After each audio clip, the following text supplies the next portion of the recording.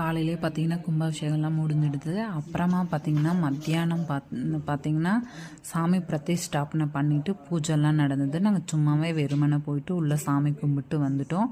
அப்புறம் பார்த்தீங்கன்னா சாயந்தரம் பழம், பூ, தேங்காய், கற்பூரம் இதெல்லாம் எடுத்துகிட்டு போயிட்டு அம்மனுக்கு நம்ம கொடுத்து பூஜை பண்ணிட்டு வந்தோம். அதுதான் பாருங்கள், அம்மனுடைய அலங்காரம் எவ்வளோ அழகாக இருக்குது. அம்மா ஐயோ ரொம்ப சந்தோஷமாக இருந்தது.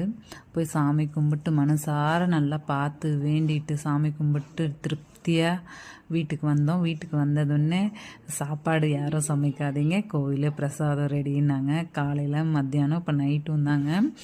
இதே மாதிரி 28 நாள் சாப்பாடு போட்டுகிட்டே இருப்பாங்க கோவிலில். எங்கள் ஊர் கோவிலில் யாரும் நிறைய சமைக்க மாட்டாங்க, இப்படி தாங்க இருக்கும். அப்புறம் பார்த்திங்கன்னா இன்றைக்கி ஈவினிங் எல்லாம் பசங்க திருவிழாலாம் முடிஞ்சுட்டு அந்த கும்பாபிஷேகம்லாம் முடிஞ்சுட்டு வாசல் முன்னால் அழகாக குட்டி குட்டி பசங்கள்லாம் ஆடிட்டு பாட்டெல்லாம் ஜோராக இருந்தது ஊரில். அதனால் அந்த பாட்டுக்கு டான்ஸ் ஆடிட்டு இருந்தாங்க. இந்த பாட்டுடைய சாங் தெரிஞ்சால் கமெண்ட்டில் சொல்லுங்கள் எவ்வளோ பேருக்கு இந்த சாங் தெரியுதுன்னுட்டு.